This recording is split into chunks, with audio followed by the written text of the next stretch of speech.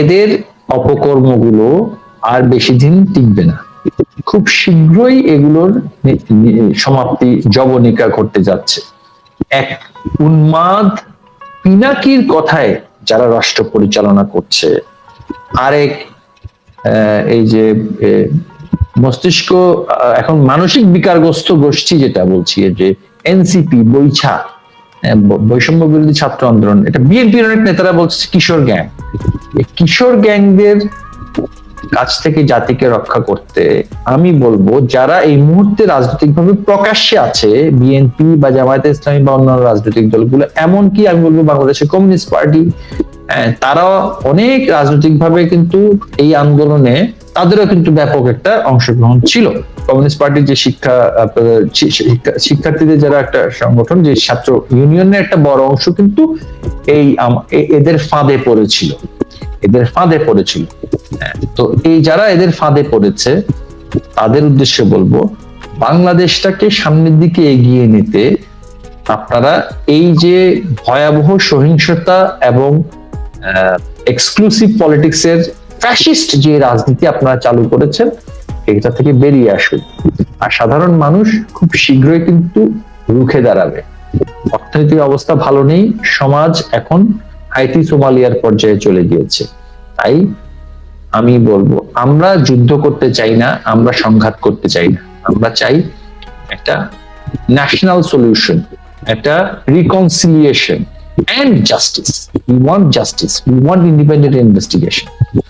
সেই independent investigation, if I am responsible, I am ready to face the punishment. তো সুতরাং আমরা কিন্তু বিচারের কথা কিন্তু আমরাই বলছি, এবং এই বিচারটা হতে হবে সুষ্ঠু বিচার। জাতিসংঘকে কিছু স্লিপ দিয়ে ইউনুস কানে কানে কথা বলে একটা রিপোর্ট বানিয়ে দিয়ে বিচার করে ফেলবে, সেই বিচার বাংলাদেশে চলবে না। মার্কিন যুক্তরাষ্ট্রের মতন পরাশক্তি, নেটোর মতন বিশাল শক্তি আফগানিস্তানে র্যাগট্যাগ তালেবানের কাছে কিন্তু পরাজিত হয়েছে, ভিয়েতনামে গেরিলাদের কাছে পরাজিত হয়েছে। এই ইউনুসের সরকার মানে আনসারের কাছে পরাজিত হবে, রিক্সাওয়ালার কাছে পরাজিত হয়েছে, একজন রিক্সা চালক শ্রমিক তার শ্রমের অর্থের কাছে, তার হালাল রুটি রুজির কাছে সে পরাজিত হয়েছে ইউনুসের হাজারো কোটি টাকা। একজন শ্রমিক, তিনি প্রান্তিক একজন মানুষ, তার 400 টাকার কাছে ইউনুসের 650 কোটি টাকার ট্যাক্স মওকুফ আর 6000 কোটি টাকার ডিভিডেন্ড ফ্রম গ্রামীণ ব্যাংক ফোন পরাজিত হয়েছে। তো সুতরাং এভাবে করেই এদের পরাজয় সামনে দেশবাসীকে আশ্বস্ত করতে চাই, বঙ্গবন্ধুর কন্যা জননেত্রী শেখ হাসিনা, তিনি বাংলাদেশের মানুষকে যে পর্যায়ে নিয়ে গিয়েছেন, তাকে ছাড়া এই বাংলাদেশের অগ্রগতি, এই বাংলাদেশের প্রোগ্রেস কখনোই সম্ভব নয়। তিনি একটা ইনক্লুসিভ পলিটিক্স এর মাধ্যমে, তিনি তো বেগম খালেদা জিয়াকে মুক্ত করেছেন, তিনি তো বেগম খালেদা জিয়াকে চিকিৎসা দিয়েছেন। এটাই হচ্ছে শেখ হাসিনা। শেখ হাসিনা কি জিনিস আজকে বাংলাদেশের মানুষ হারে হারে বুঝছে। সুতরাং আমরা বলবো, আমাদের আশা হলে চলবে না, খুব শীঘ্রই আমরা এই অপরাজনৈতিক শক্তির জবনিকাপাত ঘটাবো। সবাই একটাই ম্যাটার করে, ক্ষমতা। এরা জীবনে কখনো ক্ষমতা দেখেনি, এরা দৈবক্রমে ষড়যন্ত্র করে মেটিকুলাস ডিজাইনের মাধ্যমে ইউনুসের হাজার কোটি টাকার ডিভিডেন্ড সে যে গ্রামীণ ফোন থেকে পেত, সে এখনো গ্রামীণ ফোনের 35% ওনার। এই 35% ওনারশিপ বাংলাদেশের সবচেয়ে বড় লিস্টেড কোম্পানি। এর টাকা কোথায় যায়? এর টাকা তো তার কাছেই আসে। সে 35% owner of Grameenphone, GP, highest market capitalization বাংলাদেশের। সেই কোম্পানি যখন 10% পাবলিক লিস্টেড শেয়ার হোল্ডারদেরকে যখন ডিভিডেন্ড দেয়, তখন স্টক মার্কেটে সেদিন সকল শেয়ারের দাম বেড়ে যায়। তো আপনি বুঝেন সে কি পরিমাণ টাকা ডিভিডেন্ড হিসেবে নিজের পকেটে নেয়, এবং সেই ডিভিডেন্ডের টাকা ট্যাক্স না দেওয়ার জন্য সে একটা ট্রাস্ট বানিয়েছে, গ্রামীণ টেলিকম ট্রাস্ট। সে ক্লেম করছে সে এই ডিভিডেন্ডের টাকা নানানভাবে বিনিয়োগ করে, তাই সে কোনো ট্যাক্স দেবে না। এবং বিগত কিছু বছরের ট্যাক্স, শুধুমাত্র বিগত কিছু বছরের ট্যাক্স 650 কোটি টাকা সে মাফ করিয়ে নিয়েছে। এটা এখন চিন্তা করুন সে কি পরিমাণ ডিভিডেন্ড সেখানে পেয়েছে। এই ক্রিমিনালটা, এই খুনি ইউনুস কোভিড এর সময় কাউকে এক মুষ্টি চাল দিয়েছে কোনো প্রমাণ আছে? কাউকে একটা স্যালাইনের প্যাকেট দিয়েছে কখনো বাংলাদেশে কোনো প্রমাণ আছে? সে কখনো কাউকে একটা টাকার সহযোগিতা করেনি এবং করবেও না। সে হচ্ছে এই ধরনের একটা ক্রিমিনাল। সে জীবনে কখনো মসজিদের আর পাশে যায়নি, জীবনে কখনো সে নামাজ পড়েনি। তার কন্যা মানে আমেরিকাতে যারা আপনারা জানেন যে লেসবিয়ান, গে, যে এলজিবিটি কিউ সোসাইটি, সেখানকার তাদের জন্য অধিকারের জন্য আন্দোলন করছে। তার যে 1 নম্বর যে আপনার, আমি সেটার পক্ষে বা বিপক্ষে বলছি না, আমি বলছি আমাদের উগ্র মোল্লা গোষ্ঠী যারা, তাদের যেই মানে বিচারিতা, হিপোক্রেসি, তারা ইউনূসের যেখানে সমকামিতার পক্ষে তার মেয়ের আন্দোলন এবং ইউনূসের সমর্থন, এবং গাজাতে প্যালেস্তিনিয়ানদেরকে হত্যা করাচ্ছে, সেখানে ইহুদি জায়নবাদী গোষ্ঠীর পক্ষে ইউনূসের যে সমর্থন, তারপরে গিয়ে তারা ইউনূসকে তারা তাদের মসনদে বসিয়ে রেখেছে। লামিয়া মোর্শেদ নামক একজন ব্যক্তি আছে ইউনূসের রাইট হ্যান্ড ম্যান, সে সরাসরি পাবলিকলি সে মানে সেখানে সে ঘোষণা করেছে সে এলজিবিটি কিউ বাংলাদেশে প্রচলন করতে চায়। হ্যাঁ, লেসবিয়ান, গে, হোমোসেক্সুয়াল, সেটাকে আমি সেটার পক্ষে বিপক্ষে বলছি না। This are the প্রমোটার্স of this values, যেটা আজকে মোল্লা গোষ্ঠী যারা আমাদের উগ্র গোষ্ঠী, তারা কিন্তু এটার বিরোধিতা করার কথা ছিল, কিন্তু না, তারা তাদেরকে বসিয়ে রেখেছে যাতে সময় মতো তারাই ক্ষমতাটা দখল করে নিতে পারে। আমরা অপেক্ষা করছি। এটা এমন কোনো বিষয় ছিল না যেটার জন্য সরকার পতনের আন্দোলনের ডাক দিতে হবে। কারণ একটা জনপ্রিয় ইস্যুটাকে সামনে নিয়ে এসে সাথে সাথে জনপ্রিয়হীন করে দেওয়ার জন্য হত্যা করা। আপনি দেখবেন যে আবু সাইদ কিন্তু ময়নাতদন্তে পরিষ্কার দেখা গিয়েছে সে কিন্তু পুলিশের গুলিতে মারা যায়নি, সে হেড ইনজুরিতে মারা গিয়েছে। তার সতীর্থরা যখন তাকে ক্যারি করে নিয়ে যাচ্ছিল, তার লাশ, তার বডিটা তখন হঠাৎ করে হাত থেকে পড়ে যাওয়ার পরে তার যে হেড ইনজুরি হয়, সে হেড ইনজুরিতে মারা যায়। হ্যাঁ, এবং একইভাবে দেখা গিয়েছে যে বলছে যে বহুতল ভবনের উপরে ঘরের মধ্যে বাচ্চাদের গুলি খাওয়া, সেটা কিভাবে, মানে হেলিকপ্টার থেকে গুলি করা তো ইজ ইম্পসিবল, কারণ এই হেলিকপ্টার গুলো হচ্ছে সিভিলিয়ান হেলিকপ্টার। এখানে ম্যাক্সিমাম আপনি টিয়ার গ্যাস সেল মারতে পারবেন এবং হ্যান্ড গ্রেনেড, সাউন্ড গ্রেনেড মারতে পারবেন। সেই ক্ষেত্রে সেখান থেকে ফায়ার করলে তো সেই হেলিকপ্টারই কিন্তু আপনার পড়ে যাবে। একটা মেটিকুলাস ডিজাইনের মাধ্যমে এগুলো সবগুলো হচ্ছে। এবং আমার সন্তান, আমার আত্মীয়, আমার মানে শুভাকাঙ্ক্ষী দলের নেতাকর্মী, তারা স্ট্যাটাস দিয়েছে সরকারের বিরুদ্ধে। সেই স্ট্যাটাস দেওয়া নিয়ে তো সরকার পতন হয়নি, সরকারের পতন হয়েছে হত্যাযজ্ঞের মাধ্যমে, ধ্বংসযজ্ঞের মাধ্যমে। সরকারের পতন কিন্তু কারো স্ট্যাটাস দেওয়ার মাধ্যমে হয়নি। আমি এই ইন্টারনেট, এই সোশ্যাল মিডিয়া শেখ হাসিনা দিয়েছে, এবং এইটা দিয়েছে বলেই বাংলাদেশে 15 বছর উন্মুক্ত আলোচনা হয়েছে। এখন অনেকে বলছে তারা নাকি আলোচনা করতে সরকারকে গালি দিতে নাকি ভয় পেত। আমি দেখেছি আমার আত্মীয় স্বজন, ভাই ব্রাদার, বন্ধু বান্ধবের মধ্যে প্রতিটা বিষয়ে ফেসবুকে সরকারের সমালোচনা হচ্ছে, এবং এটাই তো কাম্য। আমরা তো নর্থ কোরিয়াতে থাকি না বা চায়নাতে থাকি না যেখানে সরকারের বিরুদ্ধে আপনি কিছু বলতে পারবেন না। ব্যক্তিগত আক্রমণ অনেক সময় অনেক জায়গাতে যখন কেউ কাউকে করেছে, তখন একে অপরের বিরুদ্ধে গিয়ে মানহানির মামলা করছে, সেগুলো মানে অন্য বিষয়। কিন্তু প্রতিদিন প্রতিনিয়ত আমরা হাজার হাজার স্ট্যাটাস দেখেছি, এগুলো তো আমাদের, we have that thick skin. হ্যাঁ, তো সেই ক্ষেত্রে আজকে সাধারণ মানুষ, বিশেষ করে যারা মানে শিক্ষিত শহুরে মধ্যবিত্ত, যারা মনে করেছিল যে একটা মানে এই ডক্টর ইউনূস তারা আন্তর্জাতিক পরিচিতি দিয়ে একটা কিছু করে ফেলবেন, তারা এখন আজকে দেওয়ালে মাথা ঠুকে মরছে। আজকে বাংলাদেশের পাসপোর্টে যে সমস্ত দেশে ভিসা ফ্রি এন্ট্রি ছিল, সেগুলো পর্যন্ত বন্ধ হয়ে গেছে। ভিসা দেওয়া হচ্ছে না, ভিসা ফ্রি এন্ট্রি বন্ধ হয়ে গেছে। বাংলাদেশ জাতিটা এখন আজকে একটা মানে সারা বিশ্বের কাছে আমরা লজ্জায় মাথা ঠেকে যাচ্ছে যে এত নিচু কিভাবে হতে পারে এই শিক্ষিত তথাকথিত জনগোষ্ঠী। এবং এই রিয়েলাইজেশন থেকে কিন্তু অনেকে আজকে বুঝছেন যে বাংলাদেশটাকে আজকে কোন দিকে নিয়ে যাচ্ছে ইউনূস গ্যাং এবং জামায়াতে ইসলামী এবং বিএনপির এই উগ্রবাদী গ্যাং। আমি বলবো তাই এখনো সময় আছে যে এত কিছুর পরও শুভ বুদ্ধির উদয় হোক। বিএনপিতে এখনো এমন কিছু নেতৃবৃন্দ আছেন যাদের পক্ষে সম্ভব একটা সার্বজনীন ইনক্লুসিভ রাজনীতির জন্য সবাইকে নিয়ে কাজ করা। আওয়ামী লীগে তো আছেই, এবং আমি বলবো জামায়াতে ইসলামীকেও, যেহেতু তারা একটা বড় সংগঠন, রাজনৈতিক সংগঠন, অতীতে তাদের যেই তারা যে কাজগুলো করেছে সেটার জন্য ক্ষমা চেয়ে হোক বা যেভাবে করে হোক, যে রাজনৈতিক প্রক্রিয়ার মাধ্যমে হোক, তাদেরকেও বুঝতে হবে বাংলাদেশে তারা আওয়ামী লীগকে বাইরে রেখে নিজেরা কখনোই শান্তিতে থাকতে পারবে না। আওয়ামী লীগের রাজনৈতিক শক্তির কাছে তারা কিছুই না, শুধুমাত্র সেনাবাহিনীকে ম্যাজিস্ট্রেসি পাওয়ার দিয়ে তাদের কাঁধে চড়ে, সার্জিস তো লিটারেলি তাদের কাঁধে চড়ে ঘুরে বেরিয়েছে, হাসনাত আব্দুল্লাহ আর সার্জিস।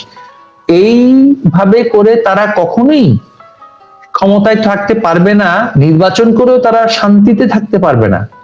আমরা সেই শান্তি তাদেরকে দেব না। আমাদেরকে ছাড়া তারা যে শান্তির চিন্তা করছেন, তাদের শান্তি 1 সেকেন্ডের জন্য আমরা সেটা দেব না। তারা কয়দিন সেনাবাহিনীর পেছনে লুকিয়ে থাকবেন, পুলিশ বাহিনীর পেছনে লুকিয়ে থাকবে? তারা যতই জেহাদি বলুনটা কেন, জানের মায়া তো তাদেরও আছে। তাদের ভাই ব্রাদার আত্মীয় স্বজনের জানের মায়া নেই? আমরা কি মুক্তিযুদ্ধ করে দেখাইনি আমরা কতটুকু কি করতে পারি? দেখিয়েছি তো।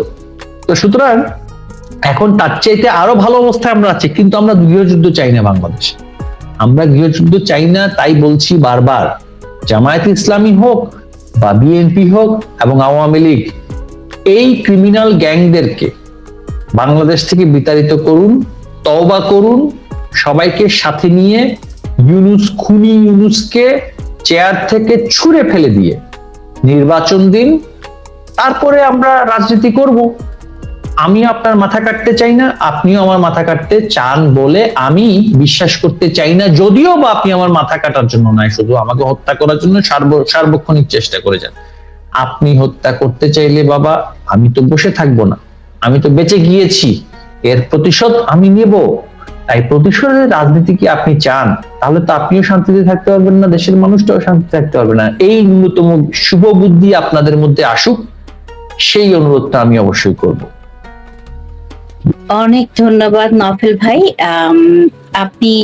আমি আপনার কাছে জানতে চাচ্ছি, এই যে আপনি যে বলেছেন সবাইকে সাথে নিয়ে ইউনূসের বিরুদ্ধে দাঁড়াতে, এবং আমি আপনার কাছে অত্যন্ত কৃতজ্ঞ, আপনি খুব পরিষ্কার করে বলেছেন। আমিও বলতে চাই, আমার বাবা একজন মুক্তিযোদ্ধা ছিলেন, আমার বাবার কোনো মুক্তিযোদ্ধার সার্টিফিকেট ছিল না, এবং আমার 5 মামা মুক্তিযোদ্ধা ছিলেন। আমার নানু মুক্তিযোদ্ধাদের জন্য রান্না করতেন, তাদের অস্ত্র রাখতেন এবং এক গ্রুপের অস্ত্র আরেক গ্রুপকে দিতেন। আমি তেমন পরিবারের মেয়ে। আমার আজকে এই যে আপনারা দেখতে পাচ্ছেন বাম চোখ, এই চোখে কিন্তু আমি ঠিকভাবে দেখতে পাই না। কবে থেকে জানেন? 6ই আগস্ট থেকে। 32 নাম্বার যখন পুড়িয়ে দেওয়া হয়, আমি তখন বাংলাদেশে ছিলাম, আমার ব্রেন কোনো কাজ করছিল না। আমি তখন বের হয়ে যাই বাসা থেকে, আমি মবের মধ্যে পড়ি, এবং তারপর আমার স্ট্রেস অ্যাটাক হয়। হার্ট অ্যাটাকের ফার্স্ট স্টেপ, ইন্টারনাল ব্লিডিং হয় আমার বাম চোখে। আমি তখন দেখতে পাই না চোখে, অসুস্থ হয়ে যায়। এই অবস্থায় আমি যখন কানাডায় আসি, এমার্জেন্সিতে আমাকে হসপিটালে নেওয়া হয় এবং আমার বাম চোখে এমার্জেন্সিতে ইনজেকশন দেওয়া হয়। প্রতি সপ্তাহে একটা করে ইনজেকশন দেওয়া হতো, তারপর প্রতি মাসে, এখন প্রতি 3 মাসে, এখন এসছে প্রতি 4 মাসে। আমার বাম চোখে এখনো আমি পরিষ্কার দেখতে পাই না। আমি চশমা করে এক চোখে করে দেখি, এক চোখে করে কাজ করি।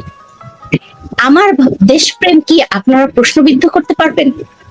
বলেন নফেল ভাই, আপনি পারবেন? অবশ্যই না। হ্যাঁ, এখন আমার মতো যারা আছে, যারা বুঝতে পারেনি কি ঘটে যাচ্ছে, তারা এসছে একটা কোটার বিষয় নিয়ে, পরবর্তীতে আমাদের প্রধানমন্ত্রীকেই তারা নামিয়ে দিচ্ছে। আমার চোখের সামনে আমার বঙ্গবন্ধুর মূর্তিকে তারা যেভাবে অপমান করেছে, আমার ভাইদেরকে তারা যেভাবে হত্যা করেছে, আমাকে তো কাউন্সিলিং নিতে হয়েছে। আমি গত 1 বছর 3 ঘন্টার বেশি ঘুমাই না। আমি টরন্টোতে, কিন্তু আমার কাজ, আমার ধ্যান জ্ঞান থাকে বাংলাদেশে। তো এরকম যারা তখন বুঝতে পারেনি, এই মানুষগুলি কিন্তু যারা 5ই আগস্টের পরে জীবন বাজি রেখে বঙ্গবন্ধুর জন্য, শেখ হাসিনার জন্য, আমাদের প্রধানমন্ত্রী শেখ হাসিনার জন্য, আমাদের জয় বাংলার জন্য কাজ করে যাচ্ছে, সেই মানুষগুলোকে সাথে নিয়ে আমাদেরকে কিন্তু চলতে হবে। এবং এটা যে একটা, আমাদের প্রধানমন্ত্রী খুব সুন্দর একটা কথা বলেছেন শেখ হাসিনা, তিনি বলেছেন যে যারা ষড়যন্ত্র করেছে তাদের বিচার হবে, যারা ষড়যন্ত্রে ভুল বুঝেছে, এটা তো তারা তো শিকার হয়েছে ষড়যন্ত্রের। একটা মানুষ, তারাও ভিকটিম। ইয়েস, এই ভিকটিমদেরকে আমরা যদি এখন আরো ভিকটিমাইজ করি, ক্ষতিগ্রস্ত কিন্তু আমরাই হব। অবশ্যই অবশ্যই। আমি এজন্য সবসময় বলে এসেছি যে মানে যারা, আমি ভুল বুঝে না, শুধু আমি বলবো যে actually they were right in raising their voice. হ্যাঁ, পুলিশ ব্রুটালিটির বিরুদ্ধে যদি আমার কোনো নাগরিক ফেসবুকে স্ট্যাটাস দেয়, আমার সরকারের থাকা অবস্থায় পুলিশে যে ব্রুটালিটি হলো, সেটা দেওয়াটা তো তার নাগরিক দায়িত্ব, তার নাগরিক ইমানি দায়িত্ব, তো সে সেটা পালন করেছেন। তো সেক্ষেত্রে আমি কেন মানে why should in my view that person be victimized again? এটা তো মানে কোনোভাবেই কাম্য নয়। কিন্তু যারা এই যে ক্রীড়নক, যেটা আমি বলছি যে the designers, the master minds, এদেরকেই তো আওতায় আনতে হবে, কারণ এই মাস্টার মাইন্ডসরাই তো আমার আপনার পরিবারকে বিভ্রান্ত করেছে, আমার সন্তানকে বিভ্রান্ত করেছে, আমাকে বিভ্রান্ত করেছে, আমি নিজেই তো বিভ্রান্ত ছিলাম। তো সুতরাং আমি ভেবেছিলাম যে এটা যদি প্রথম থেকেই যদি এটা গোড়াতেই যদি সমাধান হয়ে যেত তাহলে এটা হতো না, কিন্তু আজকে তো আমরা দেখছি যে they had a sequence plan. হ্যাঁ, আমাদের ব্যর্থতাটা ছিল আমরা শুরুতেই এদেরকে পাকড়াও করতে পারিনি, নিঃস্ব করতে পারিনি, ধ্বংস করতে পারিনি। আরেকটা ব্যর্থতা ছিল আমাদের ভেতরে কিছু ষড়যন্ত্রকারীরা ছিল। সেটা তো মানে স্ট্যাটাস দেওয়ার মাধ্যমে না। আমরা জানি যে কোন কোন সংস্থার প্রধান জামায়াতে ইসলামী এবং বিএনপির উগ্রবাদী গোষ্ঠীর সাথে বসে কি প্ল্যান করেছে, এটা তো আমরা দেখেছি। এখন তো এটা ওইগুলো পরিষ্কার হয়ে গেছে। ইউনূস কাদের সাথে বসে কোন দেশে মিটিং করেছে, কোন কোন সংস্থার প্রধানের সাথে, কোন কোন দেশের রাষ্ট্রদূত কোথায় বসে কি কত ডলার দিয়েছে, সেগুলো তো আমরা এখন সব প্রকাশ হচ্ছে। এবং মার্কিন প্রেসিডেন্ট ডোনাল্ড ট্রাম্প বলেছে যে একটা ভুইফোর এনজিও কে ইউএসএইড এর মাধ্যমে $35 মিলিয়ন দেওয়া হয়েছে 2 অর্থ বছরে। তো $35 মিলিয়ন তো কারো পকেটে গিয়েছে, তাই না? তো সুতরাং যারা এগুলো রিসিভ করে এই অ্যানার্কিটা ঘটেছে, এই রায়টটা করেছে, সেটা তো তাদেরই তো বিচার করতে হবে। আমার যারা সাধারণ মানুষ পুলিশ ব্রুটালিটির বিরুদ্ধে, মানুষ হত্যার বিরুদ্ধে, আন্দোলনকারীদের সাথে সংঘর্ষের বিরুদ্ধে স্ট্যাটাস দিয়েছে এবং কোটার বিরুদ্ধে স্ট্যাটাস দিয়েছে, সংস্কারের পক্ষে। আমি নিজেও বলেছি যে রাষ্ট্র সংস্কার করতে হবে। রাষ্ট্র সংস্কার আন্দোলনটা যখন আমি শুনেছি, আমি নিজে সরকারে বসে দেখেছি কিভাবে করে। এই যে দেখুন, আজকে আমরা যারা রাজনৈতিক দলের কর্মীরা আছি, আমাদের বিরুদ্ধে এখন শত শত মামলা, কিন্তু আপনি কোনো সরকারি কর্মকর্তা পাবেন না যাদের বিরুদ্ধে দুর্নীতির কোনো মামলা হয়। হ্যাঁ, তাদেরকে কিন্তু দুর্নীতির মামলা কিন্তু কখনো ছোঁয় না। রাজনৈতিক পটপরিবর্তন অল্প কিছু মানুষ সেখানে তাদের বিরুদ্ধে মামলাটা করে, মানে তাদের বিরুদ্ধে মামলা। কিন্তু যারা রেগুলার সার্ভিস দিচ্ছে সরকারের, সেই তাদের বিরুদ্ধে কিন্তু আপনি কোনো ধরনের অ্যাকশন, লিগ্যাল অ্যাকশন দেখবেন না। তো স্টেটের গভর্নেন্সের কনটেক্সটে তো হিউজ সংস্কার করতে হবে। আমাদের শিক্ষা প্রতিষ্ঠানগুলোতে শিক্ষার পরিবেশ ফিরিয়ে আনার জন্য, শিক্ষাকে কর্মমুখী করা, ক্যারিয়ার মুখী করা। শিক্ষা শুধুমাত্র আমার সনদের জন্য না, সনদ নির্ভরতা থেকে বেরিয়ে এসে সেটাকে স্কিল ডেভেলপমেন্টের জায়গায় নিয়ে যাওয়া, নলেজ ক্রিয়েশনের জায়গায় নিয়ে যাওয়া, সেগুলো তো আমাদের সংস্কার করতে হবে। নয়তো তো একটা প্রজন্ম থেকে প্রজন্ম আমরা তৃতীয় বিশ্বের অনুন্নত দেশ হিসেবে আরো পেছনের দিকে নেমে যাব। তো সুতরাং এগুলোর পক্ষে বলার মানে এই নয় যে তারা মুক্তিযুদ্ধের বিপক্ষের শক্তি। মুক্তিযুদ্ধের সপক্ষের শক্তি সকলেই, কিন্তু আমার সমালোচনাকারীরাই কিন্তু আমার সবচেয়ে বড় বন্ধু। কিন্তু এখন তো সমালোচনার প্রশ্ন আসছে না, এখন আসছে এই মাস্টারমাইন্ড ক্রিমিনালসদেরকে পাকড়াও করার পেছনে। আজকে আমি দেখেছি চট্টগ্রাম শহরে আমাদের কিছু ছবি, বঙ্গবন্ধুর ছবি, নেত্রীর ছবি, সেখানে জুতা মারছে কিছু ছেলে। সেখানে চেরাগি পাহাড়ের সামনে একটা পোস্টার লাগিয়ে সেটা জুতা মারছে। সেখানে দেখলাম সর্বসাকুল্যে 10টা ছেলে। হ্যাঁ, অর্থাৎ আশেপাশের লোকেরাও তাদেরকে কিন্তু ধিক্কার দিচ্ছে। শুধুমাত্র আমরা সেখানে পাকড়াও করতে পারছি না বলে তারা এখানে গণপিটুনিতে মারা যাচ্ছে না। আর কিছুদিন গেলে কিন্তু তারা গণপিটুনিতে মারা যাবে। হ্যাঁ, একটা ব্যানার টাঙিয়ে তারা জুতো মারছে। ম্যাক্সিমাম 12 জন ছেলে হবে, 12 জন উগ্র কিছু নেশাখোর, তারা এই কাজটা করছে। তাদেরকে আইডেন্টিফাই করে, তাদেরকে পাকড়াও করে, তাদের বিরুদ্ধে ব্যবস্থা নেওয়া আমাদের 1 ঘন্টার বিষয়। কিন্তু আমরা এই প্রতিহিংসামূলক রাজনীতি করব না, করিও না। কিন্তু বিচারের জায়গায় কিন্তু কাউকে ছাড় দেওয়া হবে। বিচারের জায়গায় এই ডিজাইনারদেরকে অবশ্যই বিচারের সম্মুখীন আমরা করব। অনেক ধন্যবাদ নফেল ভাই। আজকে আমার একটা মুক্তির দিন, আমার একটা ভালো লাগার দিন। বীর চট্টলা আমার সেকেন্ড হোম। তো বীর চট্টলার যারা আছেন সবাইকে আমার ভালোবাসা এবং শুভেচ্ছা জানাচ্ছি। নফেল ভাই, আপনাকে অনেক ধন্যবাদ আসার জন্য। আমি আসলে আপনাকে আমার শেষ প্রশ্নটা করতে চাচ্ছিলাম যে কিভাবে আপনারা হচ্ছেন বাংলাদেশ আওয়ামী লীগ, ওরা বলেছে ফেব্রুয়ারি 15 তারিখে নির্বাচন দিবে, কিন্তু আওয়ামী লীগকে নির্বাচন করতে দিবে না, সেক্ষেত্রে আপনারা কি ভাবছেন? আপনি অলরেডি এর উত্তর আমাকে দিয়ে ফেলেছেন, তারপরে যদি আপনি বলতে চান খুব সংক্ষেপে, আমাদের সময় শেষ, তারপর আপনি যদি বলতে চান একটু সংক্ষেপে বলুন। এখন নির্বাচন যদি আমি বলি যে একটি গণতান্ত্রিক নির্বাচন তারা যদি করতে চায়, আওয়ামী লীগকে ছাড়া নির্বাচন করে তারা কিন্তু একটা দিনের জন্য সরকার শান্তিতে চালাতে পারবে, এটা তারাও খুব ভালো করেই বোঝে। 15ই ফেব্রুয়ারি বেগম খালেদা জিয়া নির্বাচন করেছিলেন না, কতদিন টিকতে পেরেছিলেন? জিয়াউর রহমান সাহেব আওয়ামী লীগকে ছাড়া নির্বাচন করেছিলেন, টিকতে পারেননি। 88-তে এরশাদ সাহেব আওয়ামী লীগকে ছাড়া নির্বাচন করেছেন, আওয়ামী লীগকে নিয়ে নির্বাচন করলে কিছুদিন টেকা যায়। 86-তে তিনি টিকেছিলেন কিছুদিন।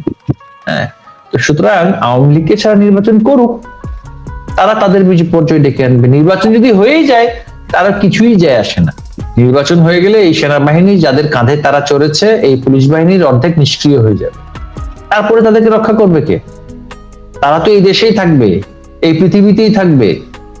একটা একটা করে খুঁজে বের করে নেওয়া হবে, কি করণীয় সেটা আমরা সময় মতো করবো। তো সুতরাং যা ইচ্ছা তারা করুক, আমাদেরও ব্যবস্থা যথাসময়ে আমরা নেব, একটা কেউ ছাড় দেব না। নফেল ভাই, আমরা আমাদের আলোচনার শেষ পর্যায়ে চলে এসেছি। এখন আপনি আপনার শেষ বার্তা তরুণ প্রজন্মের জন্য কি রাখবেন, সমগ্র বাঙালি জাতির জন্য কি রাখবেন আপনার পক্ষ থেকে আজকে? জাতির উদ্দেশ্যে বার্তা রাখার মতন রাজনৈতিক প্রজ্ঞা অভিজ্ঞতা আমার নেই। আমি খুব স্বল্প সময়ের জন্য সম্পূর্ণ দায়িত্ব পেয়েছিলাম শিক্ষা মন্ত্রণালয়ে, যেটা আসলে 1 বছর না 6 মাসও সেটা পার করতে পারিনি।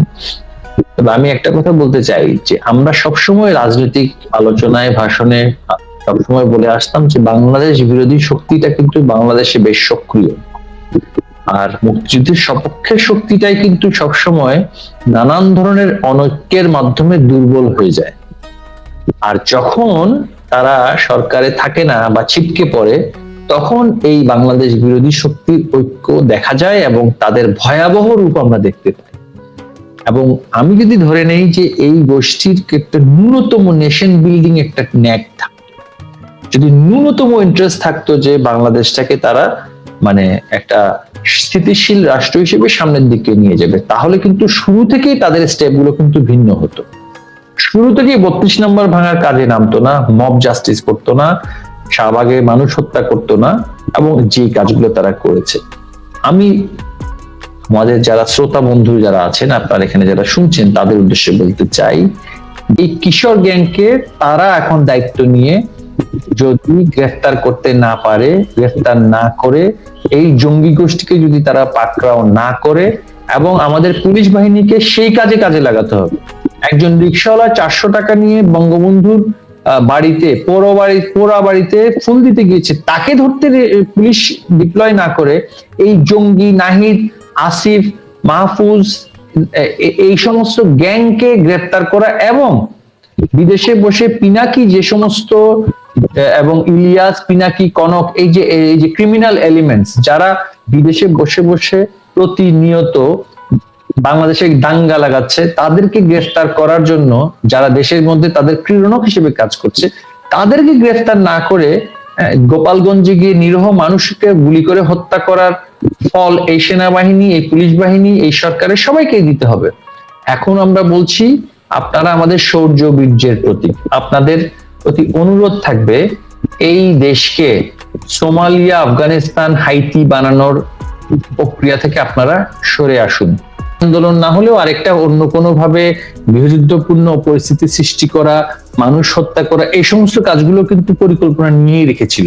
এর আগের 18 সালের কোটা আন্দোলনের সময় যেভাবে করে শুধুমাত্র শিক্ষার্থীদের আন্দোলন সেটা ছিল, এটাকে কিন্তু সেটাতে না রেখে একেবারে সামাজিক যোগাযোগ মাধ্যম থেকে শুরু করে দেশে বিদেশে একটা কোঅর্ডিনেটেড এফোর্টের মাধ্যমে জনপ্রিয়তাটাকে কাজে লাগিয়ে, মানে ইস্যুটা তো বেশ জনপ্রিয় ছিল, এবং আমাদের দলেরও অনেক শিক্ষার্থী কিন্তু এই ইস্যুর সাথে প্রথম দিক থেকে একমত পোষণ করেছে। কিন্তু যখন দ্রুত মানুষ হত্যা হওয়া শুরু হয়, তখনই কিন্তু পরিস্থিতি পরিবর্তন হওয়া শুরু করে, এবং সরাসরি পয়সা দিয়ে জিহাদি ভাড়া করা, জঙ্গি ভাড়া করা, হ্যাঁ, এই যে জঙ্গি ভাড়া করে যারা এই কাজগুলো করেছে সেগুলোতে আমি বলবো ষড়যন্ত্রকারীরা অনেক বেশি এগোনো ছিল, আমাদের চাইতে অনেক বেশি এগোনো ছিল, এবং তারা কিন্তু সরকারের ভেতরেও ছিল, সরকারের বাইরেও ছিল। আমি বলবো এই বিষয়টা কিন্তু আমাদের মানে অনুধাবন হয়তোবা এখন হয়েছে, তবে অনেক প্রতিষ্ঠান প্রধানরাই কিন্তু এই ষড়যন্ত্রের সাথে জড়িত ছিল বলে অন্তত আমি মনে করি। অনেক ধন্যবাদ নফেল ভাই, আপনি একটা সত্য কথা বলেছেন। আমি আবারও বলেছি, বাংলাদেশ ইনসাইডার্স সত্যের সাথে থাকে, এবং আমরা এমনই একজন মানুষের সাথে আছি যিনি সত্যগুলো আমাদের সামনে তুলে ধরছেন। এবং এটাই আমি বলবো যে এই নতুন জেনারেশনের সাথে আমাদের কানেকশন হওয়ার এটা কিন্তু একটা সুন্দর মাধ্যম, ক্রিস্টাল ক্লিয়ার কথাগুলো স্পষ্ট করে বলে ফেলা। আচ্ছা, এখন আমি পরের প্রশ্নে যাই। এই যে জুলাইয়ে যে এত মানুষ আহত হলো, আমরা নিজেরাও দেখেছি যে আপনি নিজে গেছেন হচ্ছে মুগ্ধর পরিবারে, মুগ্ধের সাথে মানে পরিবারের সাথে দেখা করতে, মুগ্ধ মারা যাওয়ার পরে। এই যে এই বিষয়গুলো আমরা নিউজে পেয়েছি। তো এই যে জুলাই যারা আহত হয়েছে, আমরা দেখেছি জননেত্রী শেখ হাসিনা নিজেও তাদের ট্রিটমেন্ট দেওয়ার জন্য বলেছেন। পরবর্তীতে এই যে আহত হয়েছে তাদের বিভিন্ন ক্ষেত্রে বলা হচ্ছে যে তাদেরকে কিভাবে সাহায্য সহযোগিতা করা হবে, এবং ইউনূস সেটা নিয়ে একটা ফান্ড তৈরি করলো। সেই ফান্ড কিন্তু আবার এখন আমরা জানতে পাচ্ছি যে টাকাও চুরি করলো ওরা। মানে কতখানি ভণ্ডামি। এবং আমরা এটাও জানতে পেরেছি যে পঙ্গু হাসপাতাল থেকে যারা রোগী ছিল তাদেরকে ওরা ভাড়া করেছে যে তোমরা এসে বলবে জুলাইয়ে তোমরা আহত হয়েছো, তারপর তোমাদেরকে ট্রিটমেন্ট দেওয়া হবে। এই যে এত ভয়ঙ্কর একটা ষড়যন্ত্র এটা যে হয়ে গেছে, এটা তো মানে আহত যারা হয়েছে তাদেরকে জননেত্রী শেখ হাসিনা অ্যাড্রেস করেছেন, এবং সেটা নিয়ে একটা মোটামুটি তারা খেলে দিয়েছে একটা নোংরা পলিসি। এটা গেল জুলাই। এই যে আমাদের দলের বাংলাদেশ ছাত্রলীগের, আওয়ামী লীগের বিভিন্ন জয় বাংলার মানুষকে ওরা নির্বিচারে হত্যা করছে, বাড়ি পুড়িয়ে দিচ্ছে, দোকানপাট ভেঙে দিচ্ছে, নারী ধর্ষণ করছে। এই যে একটা ভয়ঙ্কর ভাবে 1971-এর মতো আমরা একটা ক্ষতির সম্মুখীন হচ্ছি। এই যে আজকে যারা জয় বাংলার মানুষ আহত হচ্ছে, তারা মিছিলে যেতে পারছে না, একটা রিক্সাওয়ালা একটা ফুল দিতে পারছে না, তাকে অ্যারেস্ট করে নিয়ে গেছে। কি ভয়ঙ্কর বিভৎস। আমার মনে হচ্ছে যে বাংলাদেশ এখন 1971-এর চেয়েও খারাপ অবস্থায় আছে, কারণ 71-এ আমরা লড়েছিলাম পাকিস্তানের বিরুদ্ধে, আজকে আমাদেরকে লড়তে হচ্ছে তাদের প্রেতাত্মার বিরুদ্ধে। তাদেরকে আমরা সরাসরি অ্যাড্রেস করা সহজ ছিল, এখানে কিন্তু আমাদের জন্য একটা কঠিন বাস্তবতা। এখানে এই যে যারা দলীয় কর্মী অথবা জয় বাংলা মানুষ যারা ক্ষতিগ্রস্ত হচ্ছে আজকে ইউনূস সরকারের বিরুদ্ধে প্রতিবাদ করতে গিয়ে, তাদের পুনর্বাসনের ক্ষেত্রে অথবা তাদের চিকিৎসা এবং রক্ষণাবেক্ষণের ক্ষেত্রে আপনাদের কি পরিকল্পনা? মানে এই বিষয়টাকে আপনি কিভাবে দেখেন? আমাদের এখন যে অবস্থা দাঁড়িয়েছে যে আমাদের যাদের কিছুটা সচ্ছলতা ছিল তাদের সকলকেই মানে যেখানে যেভাবে পেরেছে তারা কিন্তু একেবারে মানে হয় কারাগারে পুরে দিয়েছে, জেলে নিয়েছে, নয় হত্যা করছে, অথবা তারা আত্মগোপনে যেতে বাধ্য হয়েছে। এবং সকলের বেশিরভাগ ব্যবসা প্রতিষ্ঠানগুলো বা পেশাজীবী যারা ছিলেন, পেশাজীবীদের সকল পেশা কিন্তু বন্ধ হয়ে গিয়েছে। আদালতে যারা ওকালতি করতেন তারা আদালতেই যেতে পারছেন না, যে জামিন চাইবেন বা একজনের পক্ষে গিয়ে দাঁড়াবেন সেটাই পারছেন না। আপনি দেখবেন যারা চিকিৎসক ছিলেন, ডাক্তার, অনেককেই চাকরি থেকে বের করে দেওয়া হয়েছে। আমাদের একজন ডাক্তার, আমাদের ডাক্তার স্বপ্নীল ভাই, হ্যাঁ আপনারা জানেন যে বাংলাদেশের অন্যতম শ্রেষ্ঠ সাবেক ছাত্রলীগের নেতা তিনি, এবং তিনি লিভার স্পেশালিস্ট। তার পেটেন্টেড অনেক টেকনিক আছে সার্জারির, পেটেন্ট করা, কিন্তু তিনি আন্তর্জাতিক খ্যাতি সম্পন্ন ব্যক্তি, তার লাইসেন্স পর্যন্ত তারা রিভোক করেছে। হ্যাঁ, তারপরে আমরা দেখছি যে যারা শিক্ষক, নানান শিক্ষা প্রতিষ্ঠানের শিক্ষকদেরকে চরম অপমান করে, অপদস্থ করে, হেনস্থা করে বের করে দিচ্ছে প্রতিষ্ঠানগুলো থেকে। ব্যবসায়ী যারা আছেন তাদের কারখানাগুলো বন্ধ করে দেওয়া হয়েছে। আমাদের গাজী গোলাম দস্তগীর, তিনি আমাদের বাংলাদেশের অন্যতম শিল্পপতি, লক্ষ লক্ষ মানুষের তিনি কর্মসংস্থান করেছেন। বাংলাদেশের অন্যতম টায়ার ফ্যাক্টরি, মানে টায়ার তো বাংলাদেশে ইম্পোর্ট করে আনা হয়, তিনি সেটা ইম্পোর্ট রিপ্লেসমেন্টের জন্য তিনি টায়ার ফ্যাক্টরি দিয়েছেন। পুরো ফ্যাক্টরি জ্বালিয়ে দেওয়া হয়েছে এবং সেখানের ভেতরে শত শত মানুষ হত্যা করা হয়েছে, এবং সেটা আজ পর্যন্ত কোনো হিসাব সেখানে দেয়নি, কারণ সেই এমন ভয়াবহ অগ্নিকাণ্ডে কারো হাড়গোড়ও পাওয়া যায়নি। এইভাবে করে অর্থনীতি ধ্বংস করা, আমাদের অর্থনৈতিক অবস্থা মানে ধূলিসাৎ করা, এগুলো তারা করছে। এবং আমাদের যারা কর্মীরা যারা আছেন, যারা অনেকেই মানে একটা ছোট ব্যবসা করে বা কোনো একটা পুঁজির মাধ্যমে তারা বেঁচে থাকতেন বা কোনো পেশার মাধ্যমে বেঁচে থাকতেন, তারা অত্যন্ত মানে মানবেতর পরিস্থিতির মধ্যে দিয়ে আজকে যাচ্ছেন। তাদের পরিবারগুলোর আজকে মামলা হচ্ছে, ঘরে থাকতে পারছে না, ঘুমোতে পারছে না, মানে এরকম অবস্থা এত দ্রুত যে হয়েছে, কয়েক ঘন্টার ব্যবধানে কিন্তু আমাদের এই তাদের দুর্ঘটনাটা ঘটিয়ে ফেলেছে। এটা যদি কয়েক দিনের জন্যও হতো, আমাদের সেই প্রস্তুতিতে থাকতো। আমাদের কোনো প্রস্তুতি ছিল না, এবং আমাদের যেটা মাঠে যে আমাদের বিশাল কর্মী বাহিনী ছিল, অত্যন্ত সুপরিকল্পিত ভাবে আমাদের কর্মীদেরকে মাঠ ছাড়া করে দেওয়ার জন্য কিন্তু সেভাবে মাননীয় প্রধানমন্ত্রীকে বুঝিয়ে, হ্যাঁ, আমাদের যারা মাঠের কর্মীরা ছিল তারা যদি ৫ তারিখ যদি রয়ে যেতে পারতো, হয়তো বা এই ভয়াবহতা কোনোভাবেই সেনাবাহিনীর ভেতরে যে একটা অংশ যে চক্রান্তের সাথে জড়িত ছিল, আমরা তো এখন সেগুলো তথ্যপত্রগুলো সামনে আসছে, তারা এবং পুলিশ বাহিনীকে সরাসরি নিষ্ক্রিয় করে দেওয়া সেদিনের মধ্যে, একদিনের মধ্যে কিন্তু ঘটনাগুলো ঘটেছে। ৩ তারিখ ৪ তারিখেও কিন্তু সরকার প্রশাসনের হাতে পরিপূর্ণভাবে কাজ করছিল। কিন্তু একটি গোষ্ঠী, সেটা আমি যদি সেনানিবাস বলি বা আমরা যদি বলি যে যারা বিদেশি গোয়েন্দা সংস্থাগুলোর সাথে সম্পর্ক রাখতো, ISI, আপনারা জানেন যে সে সরাসরি সেখানে ইনভলভ ছিল, এইরকম পরিস্থিতিতে আমাদের এই অবস্থাটা হয়েছে। এখন বিষয়টা হচ্ছে, আমাদের যে কর্মীরা আজকে মানবেতর অবস্থার মধ্যে আছে, আমাদের কজনের পক্ষে আসলে সরাসরি আর্থিকভাবে সহযোগিতা করাটা এখন খুবই কঠিন হয়ে দাঁড়িয়েছে। তারপরও আমরা যেভাবে পারছি একে অপরকে সহযোগিতার জন্য কিন্তু আমরা মানে আর্থিকভাবে বলি, আইনগতভাবে বলি, নানানভাবে সহযোগিতাগুলো করা হচ্ছে। কিন্তু এত বড় ডিজাস্টার, এই ডিজাস্টার কিন্তু রাষ্ট্রীয়ভাবে আমরা সরকারে বসেই সেই সমাধান আমরা করব ইনশাল্লাহ।